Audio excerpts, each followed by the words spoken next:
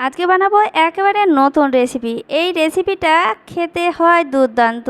শুধু খেতে পারেন সস দিয়ে, আবার ভাত দিয়ে গরম গরম খেতে অপূর্ব হয়। Welcome back to my channel Najfala কিচেনে আপনাদের সবাইকে স্বাগত। চলুন বন্ধুরা, কিভাবে আমি এই রেসিপিটা তৈরি করি দেখে নিই। আর স্কিপ করে দেখবেন না প্লিজ বন্ধুরা, অনুরোধ রইল প্রথম থেকে শেষ পর্যন্ত দেখার।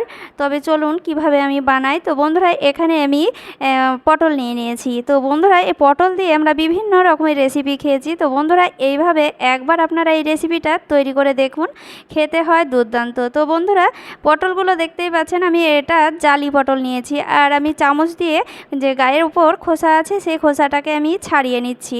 তো এইভাবে খোসাগুলোকে ছাড়িয়ে নিতে হবে। আর এই দিয়ে এই কাঁটা দিয়ে আমি খুব ভালো করে আমি কুড়ে নেব। তো বন্ধুরা, এইভাবেই আমি কুড়ে নিচ্ছি খুব সুন্দরভাবে।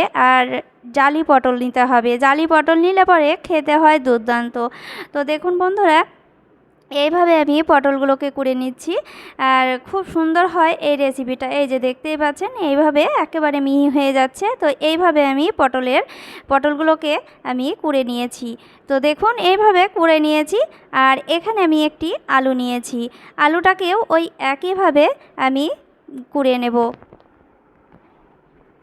এই যে দেখতেই পাচ্ছেন, আমি আলুটাকেও ওই একইভাবেই কুড়ে নিচ্ছি। তো এইভাবে আমি সব দুটোই আমি কুড়ে নিয়েছি। আর একটি বাটি নিয়েছি, বাটিতে আমি ঢেলে দিচ্ছি। প্রথমে আলুটা ঢেলে দিচ্ছি, তারপরে আমি পটলটাকে ঢেলে দেব। তো দেখুন, এইভাবে আমি দুটোই রেডি করে নিলাম। তারপরে আমি এখানে দিয়ে দেব শুকনো গুঁড়ো মশলা। সেই বাকি উপকরণগুলো দিয়ে দিচ্ছি। দিয়ে দিচ্ছি স্বাদ মতো লবণ, লবণটা তো অবশ্যই দেবেন। তো বন্ধুরা, হলুদ গুঁড়ো দিয়ে দিচ্ছি 1 চিমটি, সব কিছু 1 চিমটি করে। আর দিচ্ছি জিরের গুঁড়ো, আর দিচ্ছি লঙ্কার গুঁড়ো, আদা রসুন বাটা। আর দিচ্ছি এখানে আমি গরম মশলা দিচ্ছি, আপনারা এখানে চটপটি মশলা দিতে পারেন। আর এখানে দিয়ে দিচ্ছি বাদামটাকে আমি কুচি করে নিয়েছি। আর এখানে আমি নারকেল কুচি নিয়েছি, ফ্লেভারটা অসাধারণ আসে। আর এখানে আমি নিয়ে নিচ্ছি পেঁয়াজ কুচি আর কাঁচা পাকা লঙ্কা কুচি। আর আপনারা ঝালটা পছন্দ বুঝে আপনারা দিয়ে দেবেন। আর 1 চামচ মতো কর্নফ্লাওয়ার দিলে খুব সুন্দর খেতে হয়। তো বন্ধুরা, দেখতেই পাচ্ছেন। আর সবশেষে দিয়ে দিচ্ছি বেসনটা আমি 3 চামচ দিয়ে দিচ্ছি। আর কর্নফ্লাওয়ারটা 1 চামচ। তো দেখতেই পাচ্ছেন, বেসনটাকে আমি চেলে নিচ্ছি।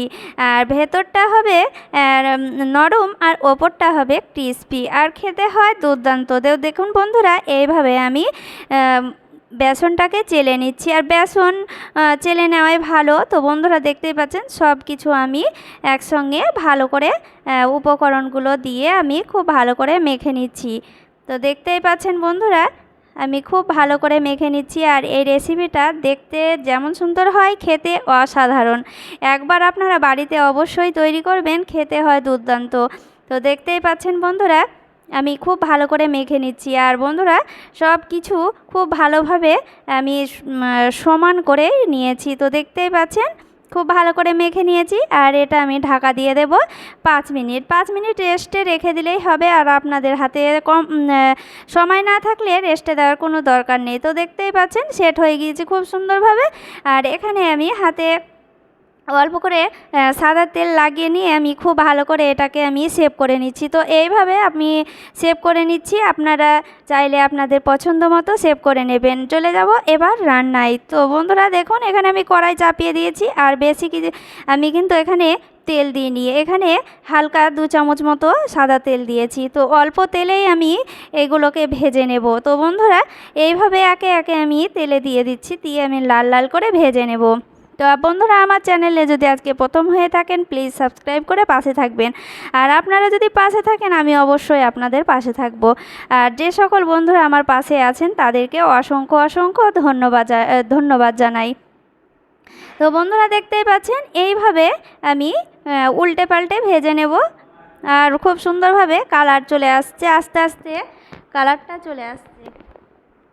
এই যে দেখতেই পাচ্ছেন, এইভাবে আমি ভেজে নিচ্ছি। আর এইটা হালকা আঁচে ভেজে নিতে হবে, ভেতরটা খুব সুন্দরভাবে কুক হয়ে যাবে। তো দেখুন একেবারে পুরোপুরি কালারটা চলে আসবে, আমি তখনই তুলে নেব। তো দেখতেই পাচ্ছেন বন্ধুরা এইগুলো কতটা সুন্দর কালার এসেছে, একেবারে পুরোপুরি সম্পূর্ণ ভাজা হয়ে গিয়েছে। এবার তুলে নিচ্ছি, ওই একে একে আমি সবগুলোই আমি তুলে নেব। এইভাবে একইভাবে আমি আবারও তেলে দিয়ে আমি ভেজে নেব। আর বন্ধুরা প্রথম থেকে শেষ পর্যন্ত দেখে আপনারা কমেন্ট করবেন। আর আমি যখনই আমার বন্ধুদের সকল বন্ধুদের আমি যখনই রেসিপিগুলো দেখি বা অন্য ভিডিও দেখি, তো বন্ধুরা আমরা প্রথম থেকে শেষ পর্যন্ত দেখি।